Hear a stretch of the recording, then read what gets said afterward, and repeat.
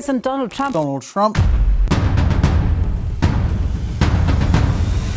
What does it take to go from a privileged childhood in Queens to becoming one of the most controversial and talked about leaders in American history? Whether you admire him or despise him, there's no denying that Donald Trump's journey has been anything but ordinary. From real estate mogul to reality TV star, and then to the 45th President of the United States, his rise to power is a story of ambition, controversy, and unshakable confidence. But how did he get there? Let's dive deep into the life of Donald J. Trump. Born in 1946 to Fred and Mary Trump, Donald's childhood was shaped by his father's cutthroat real estate empire in New York City. Fred Trump, a strict disciplinarian, drilled into his son the mantra, "Be a killer, not a loser." Sent to the New York Military Academy at 13, young Donald learned to channel his brash energy into competitiveness, whether on the baseball field or in the classroom. But behind the tough exterior was a boy obsessed with winning approval, a trait that would fuel his lifelong hunger for dominance. By his 20s, he traded Queens for the Wharton School of Finance, where he absorbed the art of deal-making